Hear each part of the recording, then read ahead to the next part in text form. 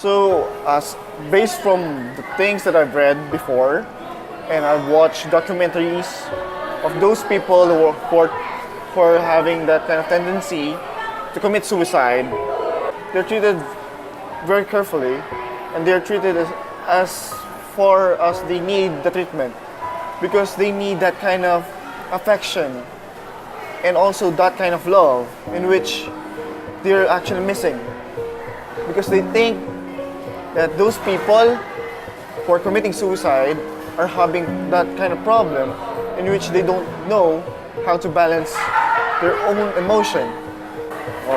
People who are experiencing in the present that kind of tendency to commit suicide is something that is very alarming. The students with in any age bracket, people with even in different races, in which they cannot balance themselves or their emotion. That's why they commit this kind of problem or this suicide tendency. That's why I think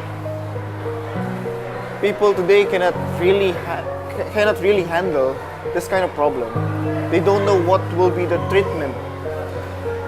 Not like before, when they see someone who's in that case, they give the proper treatment in which they show affection,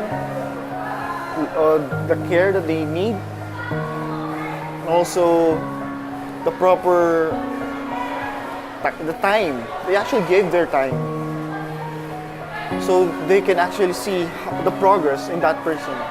But now it's like a normal thing, and it's make me sad that every now and then we see people who are committing suicide. For me, the concepts of suicide before is far different.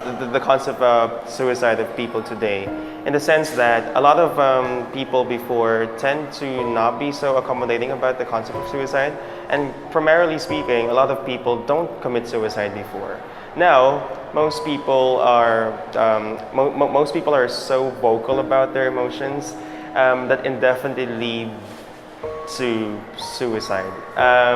For me, when we talk about suicide before, it's really a social taboo. But now, in the context of the 21st century, I think suicide is a more common case. And I guess that's the main difference. But if I'm going to highlight what's the same, is the indifference from before and now. A lot of people are still very indifferent when it comes to the concept or the context of suicide, which is a very sad thing in our humanity today. Actually, about suicide and what happened before and now, para sa akin, we only have one problem, and that is social integration. Kasi actually, the depression itself, that's not the problem. Kumbaga, meron pa siyang nanay. Kumbaga, yung depression, anak lang siya. So, the problem is social integration. So, ano ba yung social integration? Nagkakaroon ng lack of social integration yung mga tao. Sabihin nun, kinakapos tayo na makakonect sa ibang tao kasi yun yung problema. Kaya may nade-depress kasi walang nakakausap. Especially now, para sa akin, mas mataas yung level ng depression ngayon. Kasi for example, di ba, in one family, dati kasi, kahit tatay lang nagkatrabaho, okay na. Eh lalo na ngayon, dahil sobrang hirap ng buhay, mas mahirap yung Pilipinas bawat taon. So, kailangan na magtrabaho ng dalawa.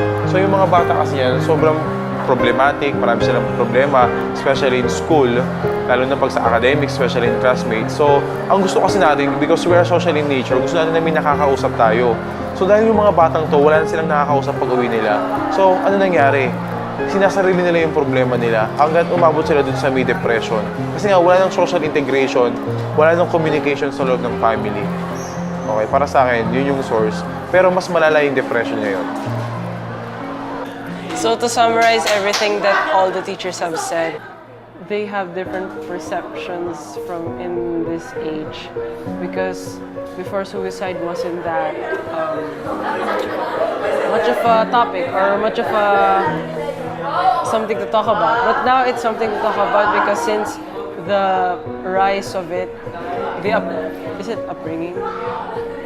Basta like a lot of people are wanting to commit, a lot of people are going through some problems. And as what Sir Billion said, social integration, because of lack of communication with parents, loved ones, and that's why suicide can happen. So that's it. That's all I can say.